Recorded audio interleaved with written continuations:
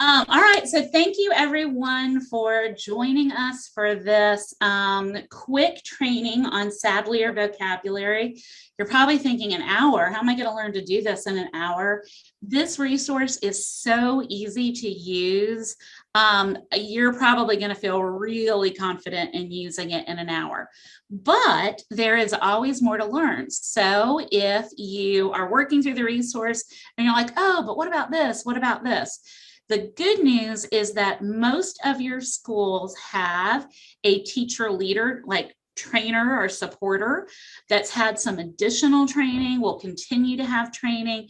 So you'll have a go-to person in your building, but you can also reach out if you have questions. I do want to give you a little context in case you haven't heard this or thought about it. I know many of you do go on the lock frequently. And when you visit the lock, on that front page, we have the How Do I Fit It All In document. And it's where we used to have our balanced literacy framework. And you may have noticed that we made an addition this year. We did a lot of reflecting on data and just what people were telling us, thinking about where we need to strengthen our reading and writing work. And what we came back to is that we had sort of taken our eye off of the intentional teaching of vocabulary, that explicit teaching of vocabulary. So on our How Do We Fit It All In, we added that time in for each week. But we did have the opportunity to extend the adoption of the high school resource. So high school's been using Sadlier vocabulary for quite some time. But through our CARES funding, we had the opportunity to extend it and to bring the resource to middle school as well. So I will just share with you that if you haven't poked around the resource, I think you're going to be really impressed, because not only do you get that explicit work with morphology and antonyms and synonyms and context clues, but you also get the opportunity to have students work with words in authentic text. And that authentic text matters a whole lot to me, and I know it matters to you all as well. So I know that the people who went in and started playing around early on have already been super excited to use it with kids. The crazy thing is the board approved the purchase of this resource for middle school at the November board meeting, and talk about efficiency with a vendor. This resource was on and ready to go, I think like 2 days later. I hadn't even sent the communication to principals and APs, and it was already on the kids' e-class pages and in your teacher resources as well. So I will share with you, just so you know, that Sadlier is a smaller company. So it's not one of those really big, massive companies. So it's highly relational. So we've been working with Jane and Ellen for all the years that I've been in my role. You're going to meet Nicole today, and it's probably going to be the same people we're going to connect with as we continue to work on this resource throughout the year. So I'm excited about it. I hope you're excited about it too. Throughout the chat, I'm going to drop some links in the chat box. One is going to be a document that kind of walks you through how to find the resource on your portal. The other is going to be a survey to do at the end of the session. So if you're with your department or your course team and you're watching off of one computer, make sure that you share the link with everyone, because Sadlier the Sadlier is so gracious that they provided a bunch of Chick-fil-A gift cards. So we'll be doing a drawing from those who participate in the training for some additional Chick-fil-A gift cards, which is a great way to start a school year. So with that, I'm going to turn it over to Ellen Edmonds, and she's going to get us started. Well, welcome and thank you, Kimberly. We really do value this partnership. I met some of you earlier when we did our initial introduction, and I have had the opportunity to get to know some of the teacher leaders who are going to be your school-based resource if you have questions or need additional support. Our focus today is very much on getting you started. So it's not a deep dive. We'll follow up with a deeper dive to answer some of those implementation questions that typically come up. And we encourage you, because this is just an hour session, to put any questions you might have in the chat. Those questions that are district questions, Kimberly will answer. Those questions that I can answer as we go along, we'll save the ones that will need Nicole's demonstration to the end. And if we don't get to all the questions, we'll do an FAQ and share it so that you get the answers you need. I'd like to quickly introduce you to my colleague, Jane Sharp, who is your local representative. And hello, everyone. And by the way, Bethany, I love your snowflakes. But I'm so glad that you're using our vocabulary workshop Achieve edition. In fact, it was developed a few years ago with recommendations from teachers and students that have used vocabulary workshop. And in fact, our own Carolyn Waters from the Georgia DOE was a contributing editor. So you know it's going to meet all of your needs where you are, standard-wise and ELA-wise. So we're looking forward to it and looking forward to working with you hand in hand. Thanks, Jane. I'd like to introduce one of my team members. I am Ellen Edmonds, who is the Vice President of Learning, and our colleague Nicole Stephen is a National Academic Consultant. Nicole's been a classroom teacher. She remains very involved in the education world, and she's deeply knowledgeable of Vocabulary Workshop and Vocabulary Workshop Achieve. So she'll be leading us through today's session. Just a reminder again, please put any questions you have in the chat. We look forward to your full participation. And if you have need for support, you have a school-based leader who can help you, and Kimberly is your point of contact. Thanks so much. Nicole? Thank you, Ellen. Welcome, everybody. Thank you so much for joining me for today's presentation. And so my goal today with the online demonstration is to make sure that you are comfortable and confident navigating the Sadlier Connect platform so that you can use Vocabulary Workshop Achieve instructionally in class. And I'm just sharing my screen, and we've got it up and ready to go. All right, so once you enter into the Vocabulary Workshop Achieve program using the pathway from your platform, you'll click on the grade level book, and you'll only have access to that specific grade level, and you'll be brought right here to an overview screen. It'll be clear what grade level you're working in. It'll be noted right here up at the top. Just a quick note about the levels. Level A is 6th grade. Level B then moves into 7th grade, and level C is for 8th. So right now today for our demonstration, we're going to work in level B. You're going to automatically default to that overview section each time you arrive here. The types of resources that are available to you in the overview section are things designed to help support your implementation. So information on the instructional approach, best practices, assessment options, addressing the needs of different learners.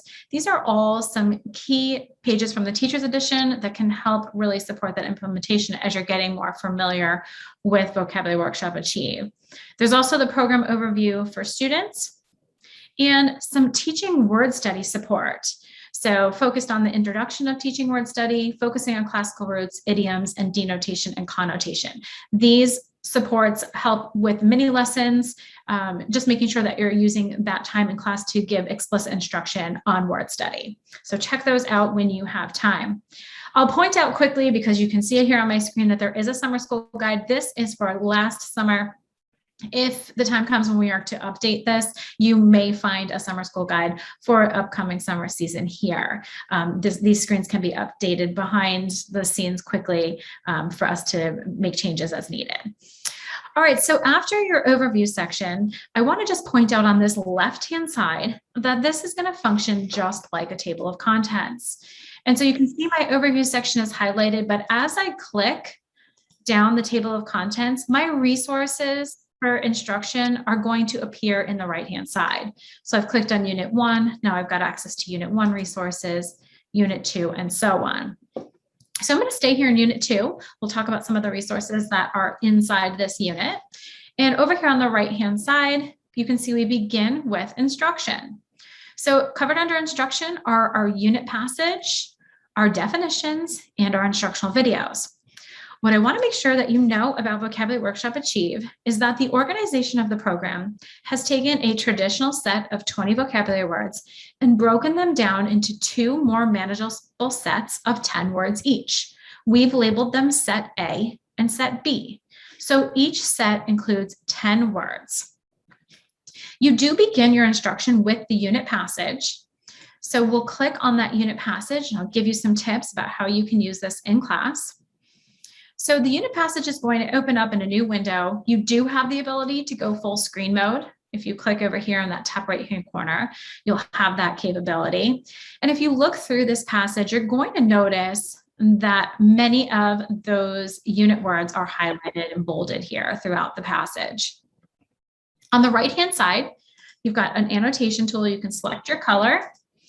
And as you are guiding students through looking for those context clues and modeling how to use those context clues, you can annotate on the page here and make that connection for students. The other option and functionality here inside the passage is the ability to play it as a read aloud. So you do have students who need to hear the pronunciation of those words and want to hear it read aloud. Click the play button on the right-hand side, and it will play. In poor taste, letter to the editor. To the editor, regarding fast food ads, target kids. Business section, October 29th. And so as you look at the resources under instruction, student practice, and so on, there is a little icon that sits right in front of the resource. This helps you to know the functionality of the resource. So for example, the unit passage has a speaker icon right in the little icon there. That's letting you know that there is an audio function embedded in this resource. As we move past the unit passage, you'll be brought right to the definitions list for Set A. So the first 10 set of words will be addressed here in this definitions list. A couple of things that you can do with the definitions list is you have the ability to display the word, the part of speech, the pronunciation, a sentence to clarify meaning, synonyms and antonyms. You also can click through your word list. So as you're providing that explicit instruction on a certain number of words per day, you can do that easily here and screen share for students for them to follow along. You do have the option to show a multiple list of definitions. So up here on the top right-hand corner, if you hover in just the right space, it says multiple items. So if you'd like to display all 10 words here, you can do that. The same type of annotation tool is going to be available on the right-hand side. Just choose your color and mark up the screen as you need to for those annotations. After you've worked with the definition list for students, you do have the option to skip right down to the instructional videos for Set A. So you can click on this instructional video with that video camera icon indicating there is video embedded here. And you'll click on the play icon. Cater. Cater. Cater is a verb meaning to satisfy the needs of or to supply food and service. Some newspapers and magazines cater to the public's appetite for gossip about celebrities. Also, even couples on a strict budget usually hire professionals to cater their wedding reception. Now you say cater. Try the word again.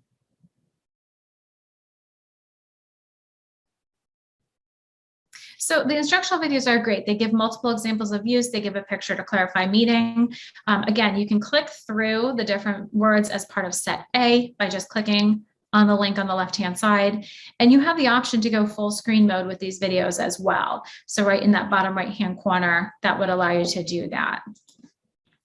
So you'd work with first the definitions for set A, followed by the instructional videos for set A, and then you would look down to the next category called student practice, and you'd begin having students do the practice exercises focused just on the set A words. And so the student practice exercises are using context, choosing the right word, and completing the sentence. Let's take a quick look at using context, for example. So students would open up the assignment, they will read the sentence and determine whether the boldface word makes sense in the context of the sentence, and then select true or false. So they make their selections. They do have a traveling word list at all times, so that helps support students who need access to that word list. And of course, those same annotation tools here. Now, if you're modeling this for students for the first few times, I know many of the middle school teachers have not used the program before. You do have the option up at the top right-hand corner to show answers. So a couple of ideas here. If you want to change this to a single item view, and you want to model for students how to complete the student practice exercises, you can go one by one. You could do the first couple and then have students complete the rest on their own. So a couple of strategies there as you're supporting students. The next student practice exercise is choosing the right word.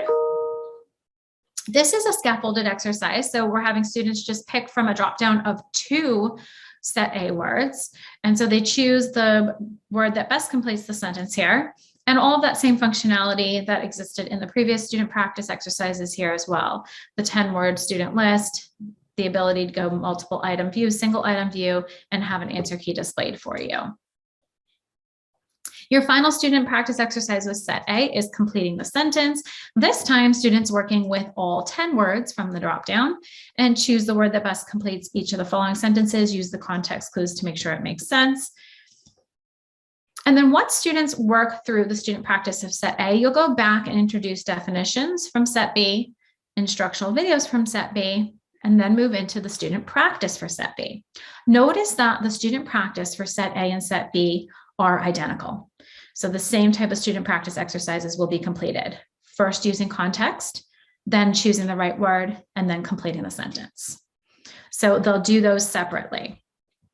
After students complete the student practice for set B, we now bring both sets of words together. So set A and B combined for some additional student practice. And that is focused on synonyms and antonyms. There's also a writing opportunity and some vocabulary and context. So working with synonyms and antonyms helps students understand further usage and context of the words. You could use one of our graphic organizers here to help support students with the synonyms as well as antonyms. We do have that word web that I'll show you down here at the very bottom of our page. Antonyms, and then writing words in action. Here's an opportunity for students to read the passage and answer the text-dependent question. So this is constructed response. Students would type their answer in the field and submit it for review.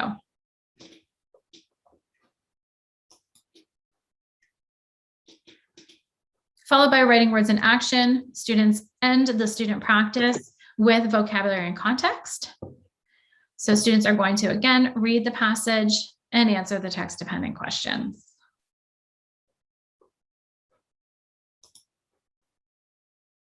And just a quick question there. We're able to see the students' finished products on this all the way through? You are. We are going to see a full demonstration of the student experience as well. Okay, thank you. You're welcome. Following the student practice that's combined with set A and B, we've got one additional practice opportunity focused on vocabulary and context, this time focused on literary text. So there'll be some small excerpts here. Students will read the excerpts, answer the questions. Underneath our assessment opportunities, we do have a unit practice test as well as a unit test. So you would assign the unit practice test at some point as you're nearing the end of your student practice exercises to give students an opportunity to prepare for the unit test. Take a look at the unit practice test. Students will be offered practice on synonyms, the definitions, completing the sentence. These are all exercises that they've been exposed to. And then you'll also find directly under that the unit test so that you can assess students' knowledge and understanding of the unit words. So all 20 words would be included here. There's some technology enhanced items like a drag and drop feature. And most are selected response. Okay, directly below the assessments, we do have a custom assessment feature. And I know that the high school was very interested in the functionality of the custom assessment feature because it really allows you to customize some of our item bank questions for the needs of your individual students.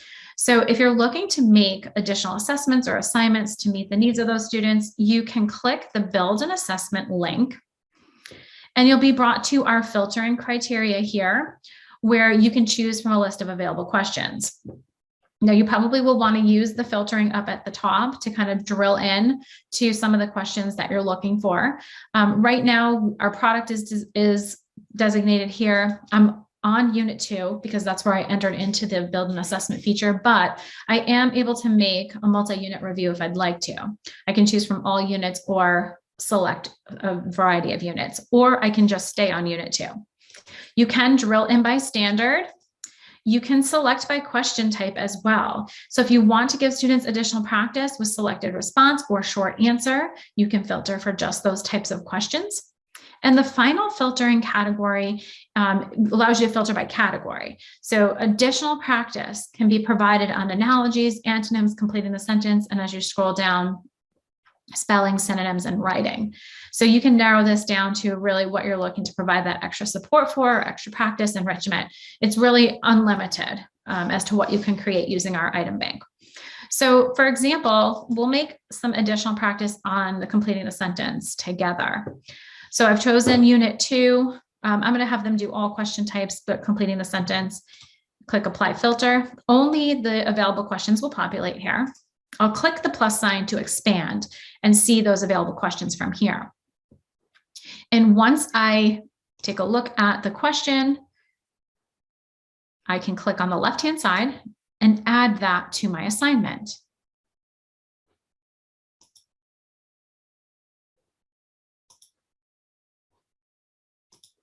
And so let's say I just added 5 questions on my assessment. This is just a quick check, a quick practice opportunity for Wednesday afternoon. Once I've added the number of questions that I want to on my assessment, I'm going to click Preview Assessment. That's the next tab over. And it's here that I can give this a once over and make sure that it looks the way that I want it to. On the left is a trash can. So if I would like to remove one of the questions, I determine that it's something I don't want there, I just click that trash can icon, it will now disappear. But I've determined that this looks exactly the way that I want it to. So I'm going to scroll down and I'm going to click Save.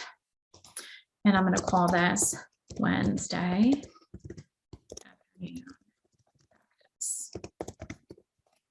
You can give some custom directions to students if you'd like. The field is not required, it's an option. You'll click Save, and then your custom assessment is going to populate directly under the custom assessment field. So it's linked right here, Wednesday afternoon practice. And there's some flexibility here with your custom assessment. You can assign it to students. You can click the link and have access to a paper pencil version should you need to. There's a printer icon up in the top right-hand corner. And you also have the opportunity to share this custom assessment with your co-teachers. So if you click the 3 dots next to the assignment where it says More, if you click Share Assessment, the names of the teachers that you can share this with will populate here.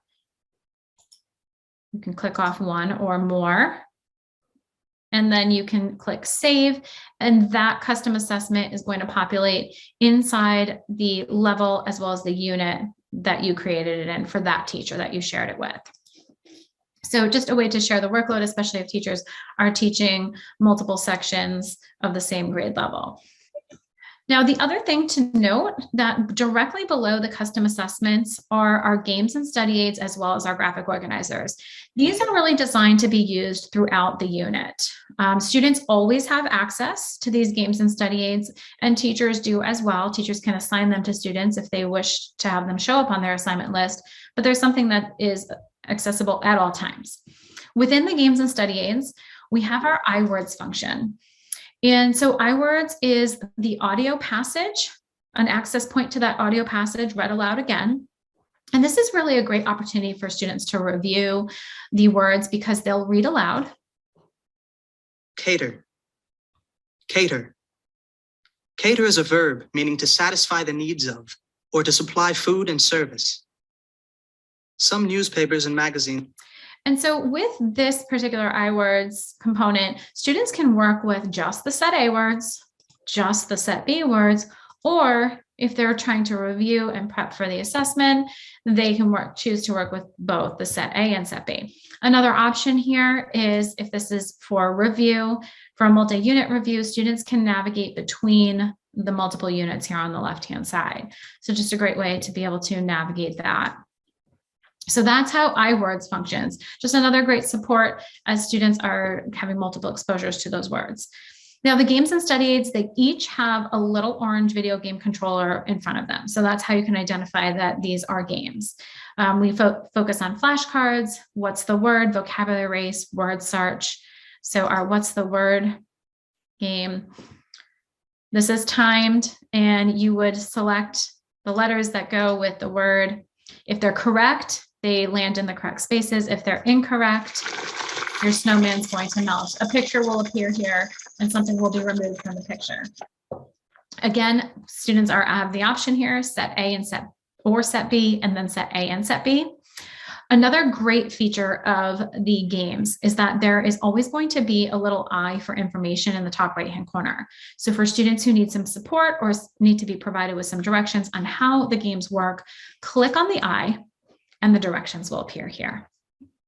So you can review the directions prior to modeling this for students, or you can ask them to kind of experience this on their own and play the games with vocabulary words throughout the week of instruction. Review is here as well. You can click on that drop down and ask students to review the first 3 units as they're working on that review. A couple of graphic organizers that can help support your instruction. These are blank and have some interactive functionality. So let's take a look at the word chart first. So the word chart allows you to drag and drop the components into the workspace. And you would then click on the word list and choose one of your words and populate it there. And then you could ask students to do this together. You could do this whole class, small group, populate the definition, choose the correct part of speech, and populate a list of synonyms and antonyms right here on this graphic organizer, providing that support for students. Another opportunity for a graphic organizer is the word square. So the word square is one of my favorite as you're introducing words to students explicitly during the first, the very first time that they've been introduced. And I like the way that the word square here allows you again to drag and drop the word into that field. You can bring this up on your screen as the teacher, and you could then have students supply you with their connection, write what it means, and then you could draw how it looks for students. We have a little color pad here with a pencil, a free draw, and you can make a quick picture about how it looks. So you're really creating that connection to the vocabulary word from here using the word square. And then of course, the third is that word web. And the word web is a great opportunity to support students with synonym and antonym work. So as you're working on that component with set A and set B words, certainly utilize this graphic organizer here.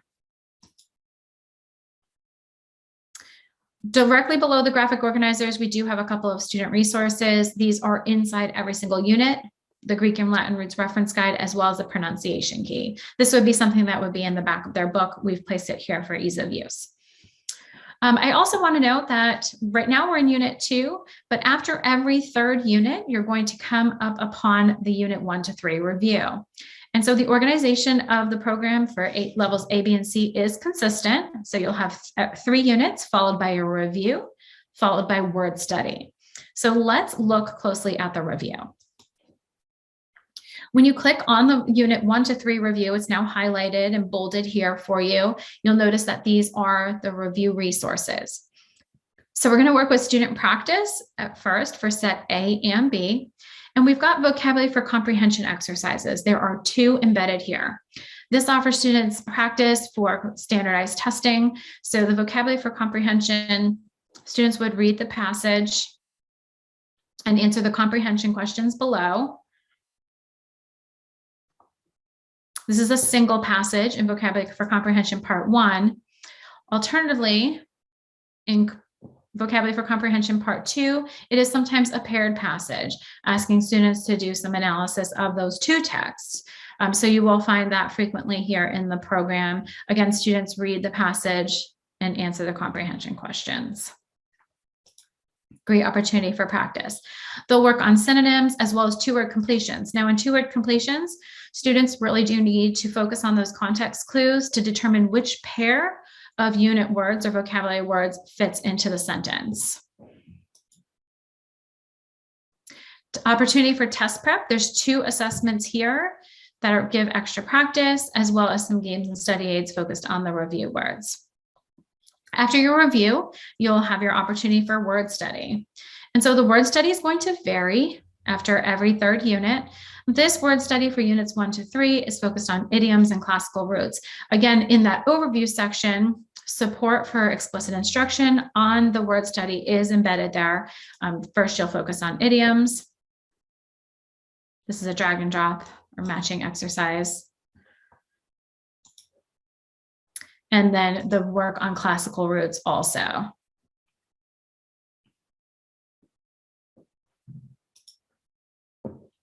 After your word study, you'll have your cumulative review. A quick note that the cumulative test is assignable. That's an interactive test. Students take that online. You'll have cumulative review 1, cumulative review 2, cumulative review 3, 4, and then 5 is located in the end of the year under cumulative review test. So just that's one thing to note about the organization of the program. So I am going to scroll down to the end of the year assessment options here and talk about a variety of assessment options that are available on Vocabulary Workshop Achieve. So you've got access to your final mastery test, cumulative test prep versions 1 and 2. Again, that cumulative test number 5 and a post test here. So those are all embedded in your end of year assessment options. If you go back up to the beginning of the year, you have 2 additional assessment options, a diagnostic test and a pre-test. These green check marks indicate that these will auto score. So keep that in mind as you're assigning these resources to students. Okay, so we are ready to move on to the great part of figuring out how to assign these student practice exercises and assessments to students so that they can complete them online, look at their work, and you can review their work as well. So this component where we have covered the organization of the unit, that is complete. So I'm going to stay in unit 3, and you can see that I'm in unit 3 because it's illuminated here on the left-hand side. And then I'm going to locate an item or some content that I'd like to assign. And I'm going to choosing the right word, set B. On the far right-hand side, there is an assign icon, and it is illuminated if it's something that you can assign to students. So you'll select that assign icon from this screen right next to the content that you want to assign. And once you do that, you're going to be brought to the Create Assignment screen. The assignment name is going to populate up here for you. There are some fields that you're going to have to fill out to your specification. You can choose your class from here. So I'm going to pick grade 7. But if you teach multiple grade levels or multiple sections, you can click in the open field next to this class and choose from another class. So say you teach grade 7 A block and grade 7 B block, and that's how you've labeled your classes. You can choose to assign to both of those classes at the same time. So multiple assignments to multiple classes can be assigned at the same time. You also do have the option to set up a class group. We're working to make sure that that is something that can be done on your platform. It does show up in this particular grade level because it's been created here. If you don't see that, and it's something you want, we can talk to your teacher leader and make sure that we can help you get set up with that. You'll also want to make sure that you fill in the fields for start date and due date. Now, these do automatically default to specific dates and times. So it's going to default to this morning at 8 a.m., ending this evening at 11:45. You'll want to customize this to whatever fits the needs of your class. So I'm going to leave the start time alone, but I'm going to change the due date. So we'll move this to tomorrow night and we'll make this an 8 p.m. due date. There is an option to add a grace period. If you check the box, you'll then be prompted to fill in a different end date. It does have to be beyond the due date. The grace period function allows the assignment window to stay open. So if students are submitting assignments late, or you want to allow them to continue to work on things over the weekend or an extended period of time, you can do that by clicking grace period. You will be notified on the assignment report that it was submitted late. We do not alter their score. If you want to alter their score for submitting late, that's up to you. We'll give you a notation that it was submitted between the due date and the end date. If any customization is available for the assignment, it would appear here. So things like scramble questions, limit distractors, those are the types of customization that would appear. Check the box and that will apply to this assignment. On the right-hand side, under resources, this is the assignment that we chose, choosing the right word, set B. If you'd like to bulk assign and you'd like to assign a unit over a 1 week, 2 week period of time, you can click add resources and you can choose from any of the available assignable resources in that unit. So you'll notice that I have the option here to click the rest of the set B student practice. I could even scroll down and click the set A and set B practice. So you can bulk assign here, make that easier for you to manage. I know that middle school and high school teachers do like to take advantage of that feature. So as you're getting used to creating those assignments and students are moving forward and able to manage the workload effectively over the 2 week period, according to your district guidelines, you'll be able to bulk assign. If you select something from here, click add, and it will show up right here under the resource. You'll see that second resource here. Directions to students, again, are optional. You can customize that if you want to. Now, everyone in my grade 7 class is appearing down here on this student list. So these are the students that are going to receive this assignment. If I want to remove a student from this list and they don't want them to get that assignment, I simply uncheck their name. You can choose to uncheck all of the names and just give the assignment to one student. So you do have a lot of flexibility here in terms of who you're creating the assignment for. It's very customizable. We're going to leave the entire student list checked. We're giving this to the entire 7th grade class. And this looks just the way that I want it to. So I'm going to scroll down and click save. Okay, now I've just created my first assignment. As the teacher, if I need to look at my assignment list or do anything to my assignments, I'm going to do that through the assignment link up at the top of my screen. So I'll click on the assignments. And you'll notice that all of the assignments that I've created are right here. And I'm going to filter for hours. You will not have this long list of assignments. I have a long list of assignments here because we keep creating multiple assignments as we're demoing. So, okay, so here we go. You may need to use the filtering criteria if you teach multiple sections or as your assignment list grows over time. It helps you to kind of visually see find what you're looking for. So here's my assignment list, and you can see that I assigned Unit 3, choosing the right word, set B. We gave it a start date. We gave it a due date. It's now active, and I gave that to my grade 7 class. On the right-hand side, anything that I need to do to this assignment can be done right from this little drop-down pencil. So I click the drop-down, and from here, I can view this resource. So I can take a look at what the assignment is, or I can edit the assignment.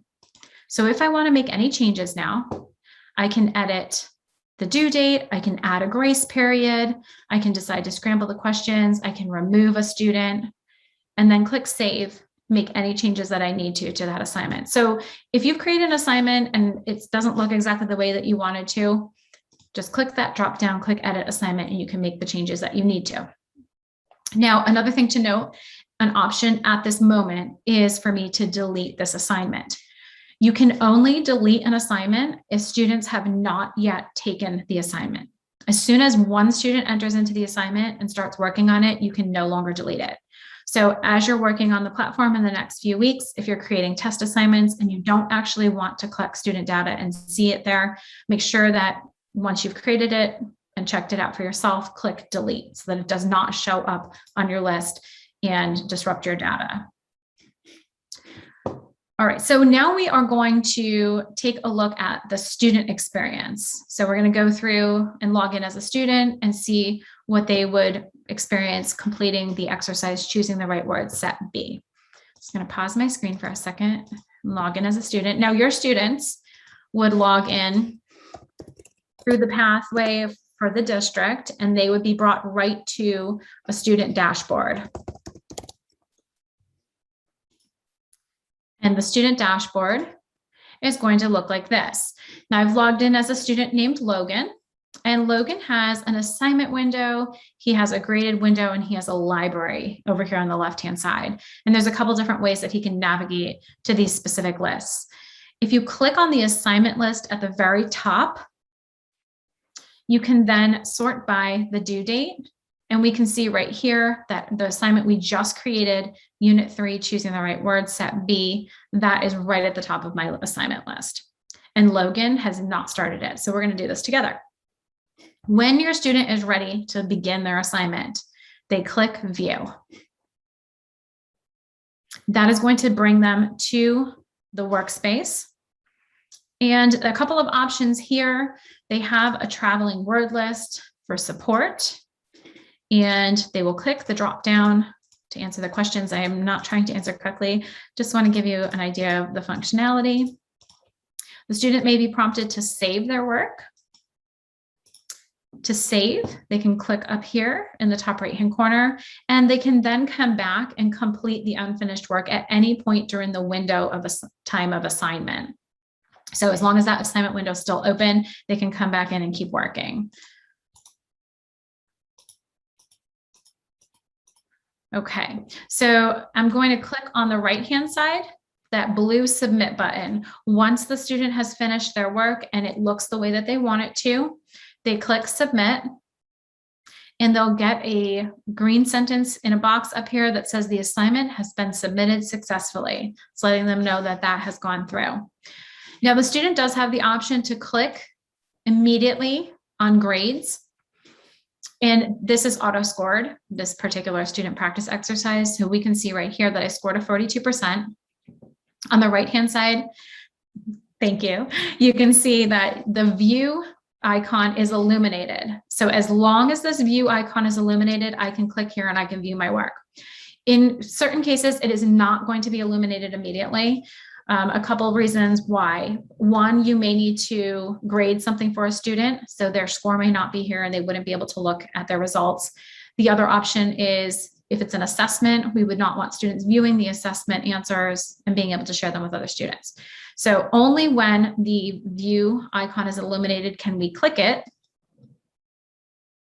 and look at our work. So my student Logan, he scored that 42%. And I can go through and see how I answered these questions, which ones I answered correctly, which ones I answered incorrectly. So I'm going to go back to the home screen and show you another functionality that students have on their dashboard. So we've got assignments and graded. The third option, and very important option that students always have access to, is their vocabulary workshop Achieve book. And the way that they access that is they click the drop down next to my library and they would see the book cover icon. Now I see everything because I'm a Sadlier school student and I have access to everything. Your students would only see the grade level that they have access to. So I'm going to click on Vocabulary Workshop Achieve grade 7 and show you what your students' access looks like. And this is standard. You don't have to create any assignments. They can view this at all times. And it's critical for their instruction as they're working through the unit over that 2-week period of time that they've got access to things like the unit passage, the definitions for set A and B, all of those games and study aids that we want them working on independently or in class to up those exposures. And they've also got those graphic organizers. So these are really important components of the program. Now, some of these you can assign to students. so that they do them at the appropriate time, at the time that you wish them to do. But these are the resources that they always have access to. There is a review as well that's going to have some games and study aids inside that review as they prep for those review exercises. Okay, so that is the student experience. Back to that dashboard, and you'll see you can also access the larger screen of the assignments by clicking the blue arrow, the graded by the blue arrow, and the library by the blue arrow. And students just have those 3 pathways. So their library, their assignments, and their graded list. At any time, as students' graded list grows, they can click on that and they'll be able to click on view and go back and review previously graded results too. So everything that they've completed as far as Vocabulary Workshop Achieve is going to live here for students to go back and take a look at as their list grows. All right, so I'm going to log out as a teacher. I'm sorry, as a student, and log back in as a teacher. So I can show you how the teacher is going to review those results.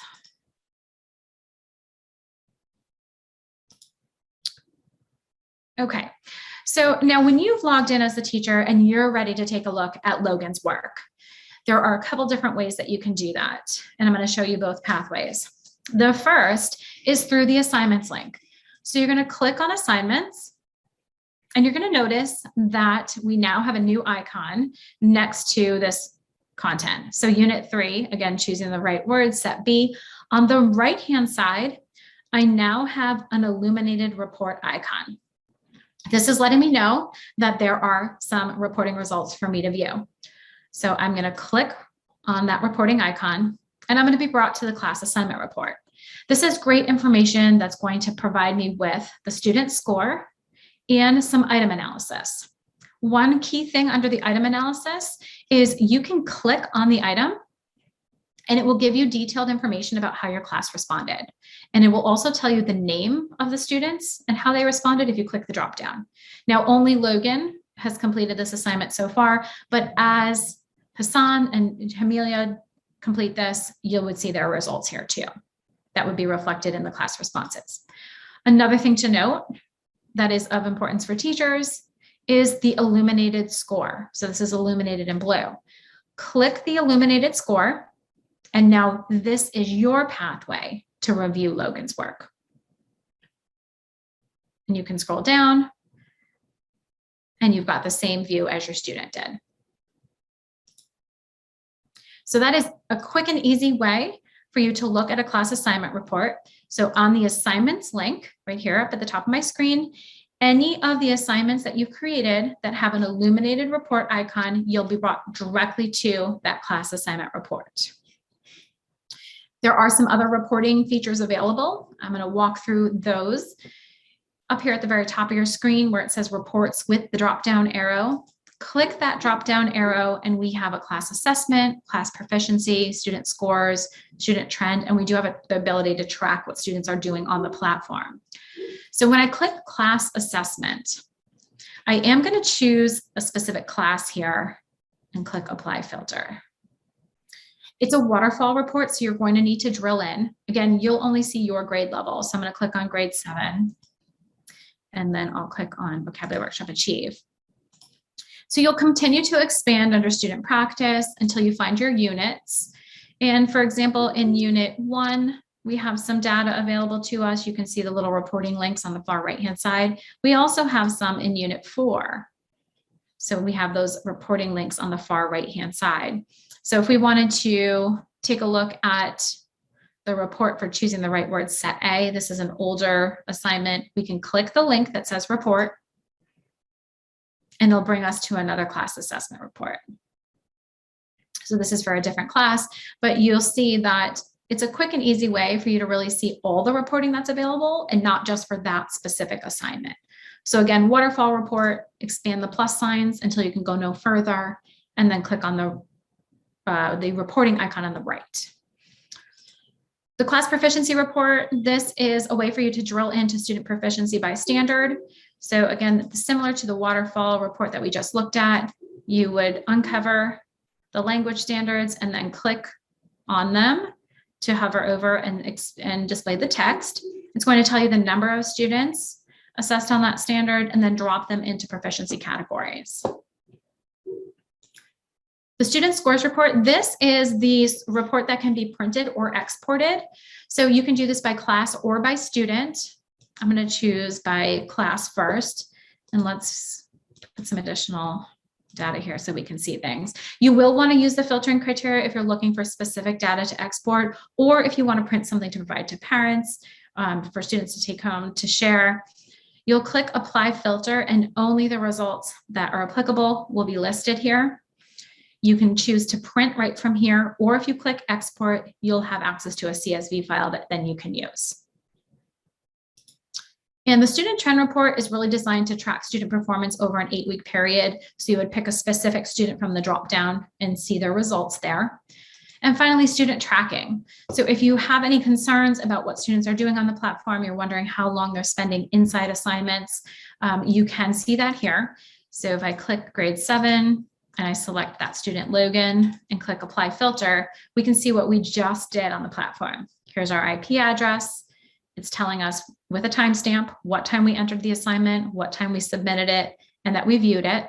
And you could obviously measure the time between the two and see that we spent no time at all on that assignment. So if you're looking for that information for your students or specific students, go ahead and drop their name here in the selection, and that information will populate for you. All right, so let's go back to the grade 7 workbook and just take a quick look and make sure that there aren't any other questions about creating assignment.